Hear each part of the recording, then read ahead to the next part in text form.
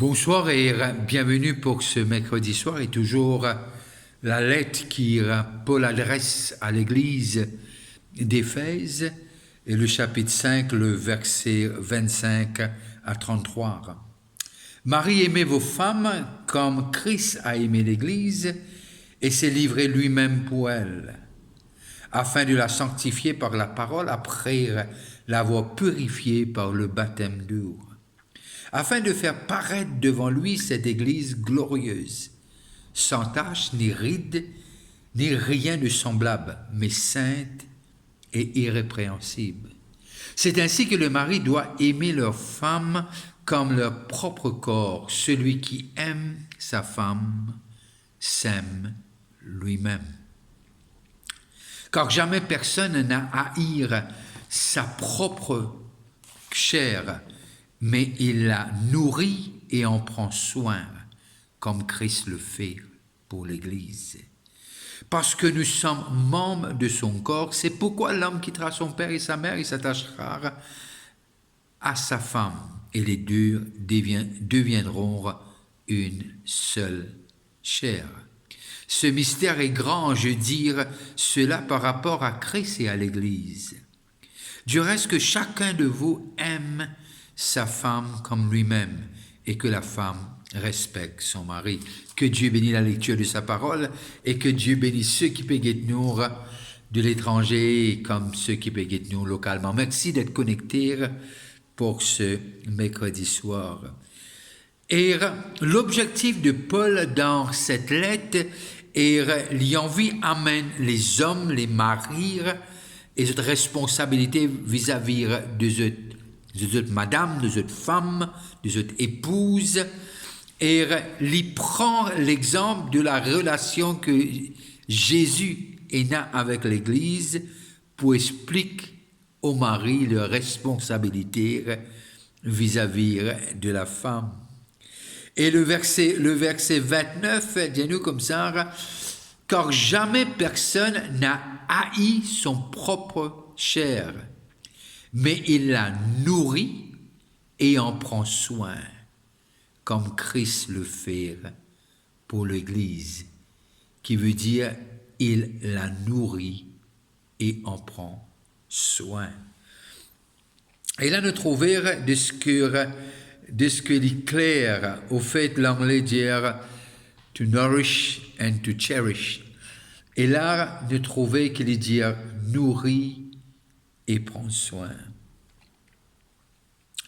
Et c'est quelque chose qui est continuel, qui pas arrêté, et limite clair, qui veut dire continuellement il peut nourrir et continuellement il peut veiller leur lit et il peut prendre soin, il y a attentionner.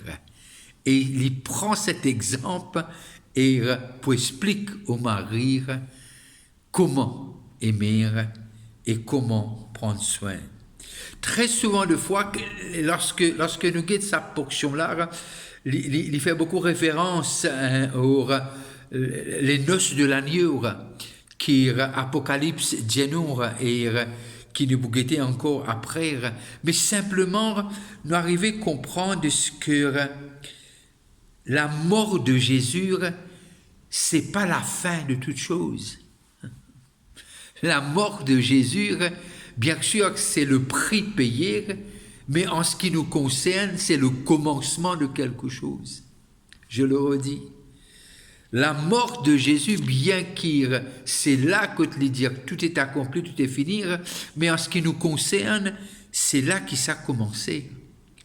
Après, à partir de ce que Christ a payé sur la croix. Alors, la mort de Jésus s'est faite d'un seul coup. Il est mort. Il a donné sa vie, il a souffert, il est mort. Mais tandis que nourrir et prendre soin de son Église, c'est quelque chose qui est continuel. Et Paul servit ça pour cause à Anne-Marie dans l'église d'Éphèse, qui veut dire constamment, l'objectif, c'est qui nourrir, pouvoir et chérir. Qui veut dire nourrir, là nous prend le mot nourrir, qui veut dire lui montrer, lui concerner.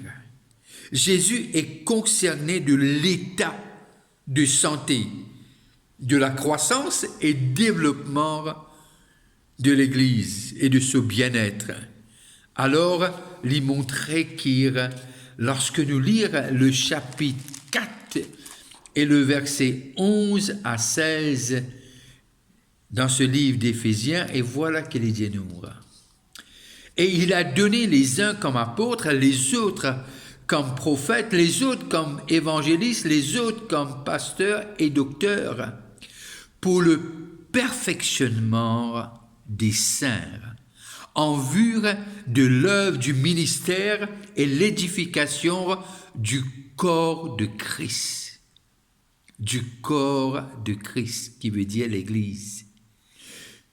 Et là, et lorsque nous continuons, de dire, jusqu'à ce que nous soyons tous parvenus, tous, pas 99, tous parvenus à l'unité de la foi et de la connaissance du Fils de Dieu, à l'état d'homme fait, à la mesure de la stature parfaite de Christ, afin que nous soyons plus des enfants flottants et emportés à toute vent de doctrine par la tromperie des hommes, par leur ruse dans les moyens de séduction, mais que, professant la vérité dans la charité, nous croissions à tous égards, et celui qui est le chef Christ, c'est de lui, et grâce à tous les liens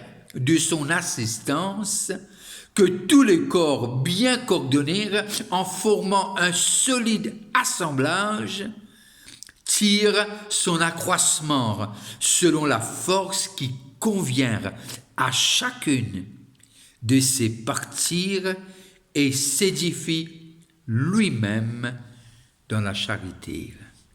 C'est un de mes objectifs qui nous montrait Christ faire ce qui vraiment que l'Église pour le perfectionnement, le verset 12 du chapitre 4 des saints, pour le perfectionnement des saints en vue de l'œuvre du ministère et de l'édification du corps de Christ. Alors, promène l'Église à sa l'état de perfection là. Et il prend cet exemple et il dit à Marie, aimez vos femmes. Nourris-les, prends soin. Et là, il y a Ménour, et très souvent de fois, nous croyons que les une portion qui cause sur le mariage, aux relations mari et femme, mais Paul peut faire nous aussi comprendre ce mystère qui est un mystère qui est difficile pour capable vraiment comprendre tout ce qu'il dit nous, mais simplement nous arriver trouver par là de ce que Paul peut dire, comment Jésus a à cœur son Église, son épouse. Et quand nous lisons dans 2 Pierre, le chapitre 1er, 2 Pierre, le chapitre 1er et le verset 3. 2 Pierre 1er 3, et voilà qu'il dit. Et c'est comme ça qu'il nourrit l'Église. Et 2 Pierre 1er 3, il dit, comme sa divine puissance nous a donné tout en ce qui contribue à la vie et à la piété, au moyen de la connaissance de celui qui nous a appelés par sa propre gloire et par sa vertu. Et c'est ça qui l'y amène nous pour comprendre. comme sa divine puissance nous a donné tout ce qui contribue à la vie et à la piété au moyen de la connaissance. Nous arrivons à trouver par là, comment de ce que, lorsque nous lisons les écrire, nous arrivons à comprendre que Pierre, lorsqu'il explique dans 1 Pierre 2, le verset 2, et voilà qu'il dit « Désirez comme des enfants nouveau-nés le lait spirituel et pur, afin que par lui vous croissiez pour le salut. » Là, il montre-nous comment le corps de Christ, l'épouse, doit être nourri et qu'il ait besoin de désir ce lait spirituel et pur. Et nous arrivons à comprendre la nourriture pour l'épouse de Christ, c'est la parole. Et l'anglais, il dit, il servit à deux mots-là, to nourish and to cherish. Et là, lorsque nous lisons le mot cherish, nous arrivons à comprendre qu'il apparaît simplement deux fois dans le Nouveau Testament. Au fait qu'il veut dire nourrir et habiller, qui veut dire prends soin. Prends soin. Et nous arrivons à comprendre aussi de ce que cet amour entre l'époux et l'épouse, c'est quelque chose pour nous, dire, nous comptons parce que nous finissons aimés premièrement. Nous finissons aimés premièrement par lui. Nous aimons parce qu'il nous a aimés en premier, qui veut dire c'est quelque chose qu'on rend et qu'on donne. Alors, nous arrivons à comprendre aussi, nous, en tant que l'épouse et les membres du corps, que les choses n'arrêtent pas à la croix. Non. Ça commence à partir de la croix. Bien qu'il fallait la croix, nous capables d'avoir cette vie nouvelle, il n'y a pas de vie nouvelle sans le sacrifice. Et Paul, dans ses textes, non seulement il explique au mari comment aimer la femme et l'épouse, et aussi il amène nous dans une dimension de voir la rédemption et de voir ce que Christ est en train de faire en nous, toi et moi, le travail qu'il fait. Et c'est extraordinaire lorsque nous prenons un peu les temps, nous guettons ce que Paul peut dire. C'est remplir de richesse et rempli d'espérance. Et que Paul, puis en vie, amène cette église d'Éphèse. Et là, nous arrivons à comprendre, de ce que Paul lui servi des choses que ces hommes capables de comprendre et que l'Église, aujourd'hui, lorsque nous lisons cette lettre, nous arrivons à comprendre de ce qu'il dit à nous est époustouflant. Et it's mind-blowing lorsque on arrive à comprendre comment Christ nous aime, chaque personne. Chaque personne. L'Église et l'épouse, nous sommes membres de cette Église.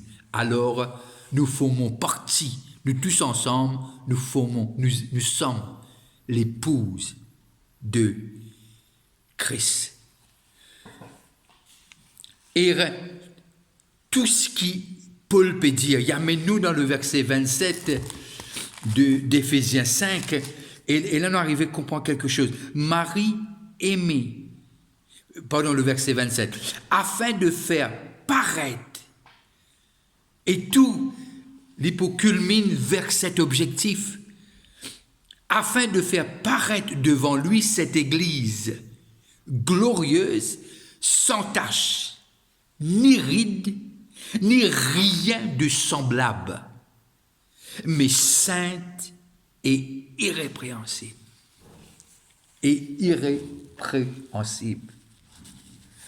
Et là, nous arrivons à comprendre de ce que seulement Jésus capable prépare l'Église.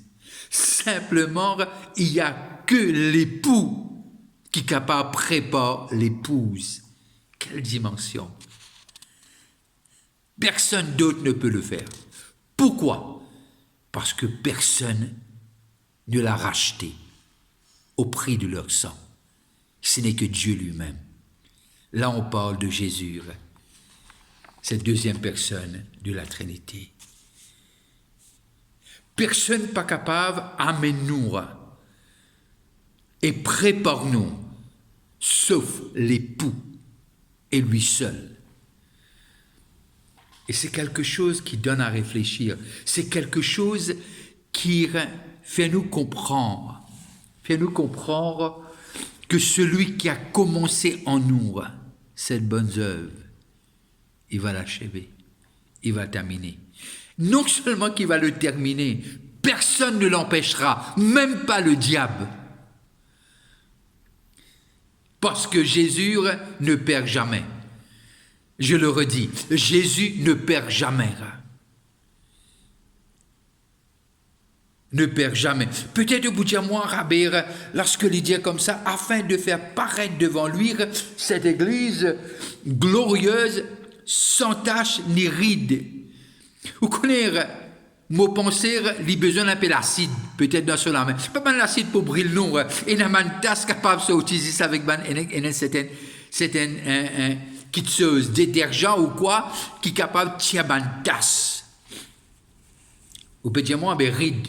Ride, très souvent, de fois, les représente vieillissement. Parfois, les représente la fatigue. Parfois, les représente une condition psychologique que la personne il prend tellement de soucis dans sa vie. Mais là, il fait nous comprendre, afin de faire paraître devant lui, Jésus préparant l'épouse, afin de faire paraître devant lui cette église glorieuse, cette épouse glorieuse, sans tache, ni ride, ni rien de semblable, mais sainte et irrépréhensible. Personne n'a ce pouvoir et la capacité de faire ça, ce n'est que Jésus lui-même. Personne d'autre. Pourquoi? Pourquoi? Parce qu'il n'y a qu'un seul agneau sans défaut et sans tache. C'est Jésus-Christ. Et personne peut nous emmener à ce niveau-là, à ce stade-là. Alors là, nous voyons que l'époux travaille et prépare, pourvoit, nourrit, vêtir, veiller, afin qu'il nous capable d'être comme lui. C'est ça, chrétien, être comme Christ. Et comme on dit nous dans l'épître de Jean, premier épître de Jean, le chapitre 4, verset 17, comme il est, nous sommes aussi. Et tout l'objectif de cette partie d'Éphésiens nous emmène vers ce verset 27, afin de faire paraître. Qui peut le faire? Ce n'est que celui qui a prié dans le verset, dans le chapitre 17 de Jean, fais-le deviner haine. Comment moi et toi, nous haine, fais-le deviner haine. Alors nous voyons, nous constatons que Paul peut écrire et peut dire, ce n'est que l'époux qui peut préparer l'épouse à sa rencontre. Alors, il ne faillira jamais. Quelle parole d'espérance! Quelle parole d'espérance! Et sur cela, je dois prendre congé de vous. Et si vous passez à table, je vous dis bon appétit. N'arrêtez pas de prier pour le pays. Le pays a besoin de nos prières. Et aussi, restez fidèles à vos assemblées. Ce n'est pas le moment de se relâcher. C'est le moment de se préparer. Laisse Dieu préparer nous pour cette rencontre avec le Sauveur notre époux, notre libérateur. Alors, si vous avez un moment, pensez-moi et ma famille dans vos prières, et je vous dis bonne fin de soirée, restez connectés, on se voit dimanche à 10h, et j'aurais souhaité vous rencontrer personnellement si vous passez dans le quartier de Phoenix et vous accueillir à Grace Fellowship. Bonne fin de soirée et que Dieu vous bénisse.